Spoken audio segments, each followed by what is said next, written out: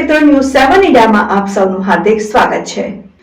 સાબરકાંઠાના ખેડબ્રહ્મામાં આવેલ સરદાર ચોક વિસ્તારમાં શાકભાજીના વેપારી મદનલાલ ઢગળુંજી સાથે મનોજકુમાર વર્ધેચંદ પ્રજાપતનાઓએ ધંધામાં ખલેલ પહોંચાડ્યો છો, કઈ ઝઘડો કરી જાનથી નાખવાની ધમકી આપતા 6 વ્યક્તિઓ વિરુદ્ધ ફરિયાદ નોંધાઈ।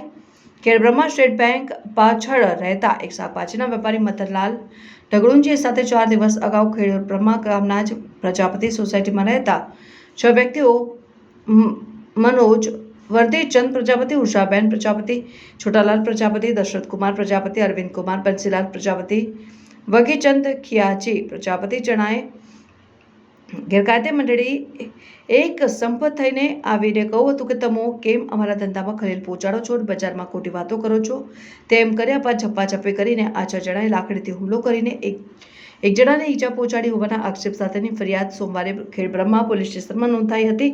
આ અંગે ખેડબ્રહ્મા સ્ટેટ બેંક પાછળ રહેતા મદનલાલ ઢગળુંજી પ્રજાપતિએ નોંધાયેલી ફરિયાદમાં કરેલા આક્ષેપ મુજબ ગત 27મી માર્ચના રોજ રાત્રિના સુમારે પ્રજાપતિ સોસાયટીમાં રહેતા મનોજ વર્ધેચંદ પ્રજાપતિ, ઉષાબેન પ્રજાપતિ, છોટાલાલ પ્રજાપતિ, દશરથકુમાર પ્રજાપતિ, અરવિંદકુમાર બંસીલાલ પ્રજાપતિ, વગીચંદ ખિયાજી પ્રજાપતિએ એક સંપ થઈને મદનલાલ પ્રજાપતિને કહ્યું કે તમે કેમ અમારા ધંધામાં ખલેલ પહોંચાડો છો અને બજારમાં ખોટી વાતો કરો છો। તેમ કહીને ઉશ્કેરાઈ જઈ ઝપાઝપી કરી મદનલાલ પ્રજાપતિને માર માર્યો હતો અને અપશબ્દો બોલીને વચ્ચે પડેલા મેનાબેન પર લાકડીથી હુમલો કરી ઈજાઓ પહોંચાડી જાનથી મારી નાખવાની ધમકી આપતા આખરે મામલો ખેડબ્રહ્મા પોલીસ સ્ટેશનમાં પહોંચ્યો હતો।